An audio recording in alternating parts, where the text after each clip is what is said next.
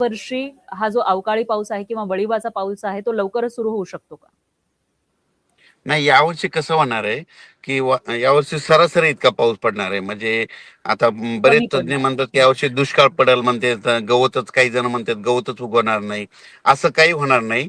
यावर्षी जेमतेम पाऊस पडणार आहे आणि परतीचा पाऊस चांगला पडणार आहे. त्याच्यामुळे शेतकऱ्यासाठी हे साल मालामाल ठरणार आहे. म्हणजे या ज्या ज्या वर्षी पाऊस कमी राहतो ना, त्या वर्षी शेतकऱ्यांना पिकं चांगली येतात अच्छा, आणि म्हणजे परतीचा यावर्षी पाऊस पिकं जास्त चांगली पडतो. येतील. हं, हं. हो, आणि पिकं परतीचा चांगली पाऊस जास्त पडणार आहे. मग तो कधीपर्यंत पडेल परतीचा पाऊस?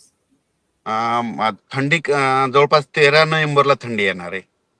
म्हणजे ऑक्टोबरमध्ये सुद्धा पाऊस सुरूच राहील असं तुम्ही म्हणताय? हो, ऑक्टोबर मध्ये राहील. 13 नोव्हेंबरला अच्छा. थंडी येणार आहे यावर्षी. हं, हं, हं. आता आपल्याला हे काही प्रश्न आपल्याकडे आलेले आहेत. पुणे शहर आणि पिंपरी चिंचवडमध्ये पाऊस पडणार आहे का असं ते विचारतायत.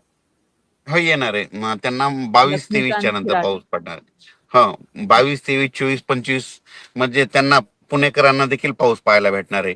म्हणजे त्यांना देखील 22 पासून ते 28 एप्रिल पर्यंत दररोज एक दिवस आड पुण्याकडे देखील पाऊस पडणार आहे आजूबाजूच्या परिसरात. अच्छा, अच्छा. आणि जळगाव जिल्ह्यामध्ये कसं राहील?